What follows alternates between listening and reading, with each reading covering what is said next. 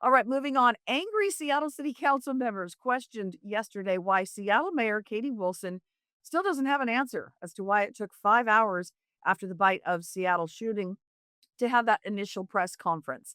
Um, uh, 3 people were killed in that event, several others injured. We have a young man, a 15-year-old who's in custody, and a 19-year-old who he exchanged gunfire with, apparently gang related, who ended up losing his life in that exchange.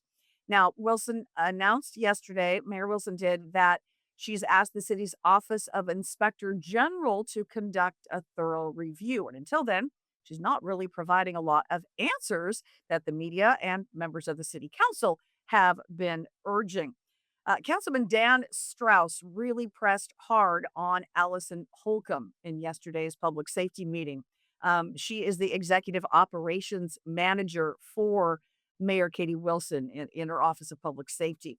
Didn't get a whole lot of clarity in this exchange, and you could sense the growing frustration from these council members. It's just that you mentioned that this is a charged environment at the moment. Um, and this is, I'm going to talk now about the police chief being asked to resign because it was similar in the way that Don Lindell was asked, was fired, was asked to resign. But the difference between Don and asking the chief of police to resign is Don runs a utility. She makes sure that our lights are on and that our rates aren't going up too high. But that same set of experiences that I had with Don Lindell being let go from the city occurred with Chief Barnes last week. With the most information that I've been able to be provided is that the mayor has a different window into the operations of the police department than the council does. Yet I haven't been told what she sees through that window. Why this is charged is there's 3 people dead.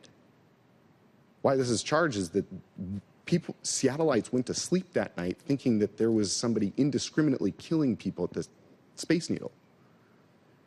This is charged because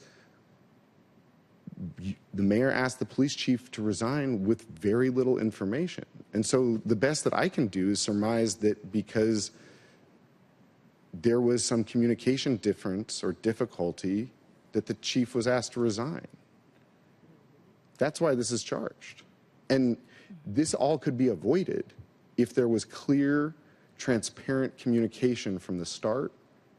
And just like, back to you, Chief, I cannot thank you enough for not taking your attention off of finding these murderers, because we should be spending all of the time that we've spent this morning just focused on that.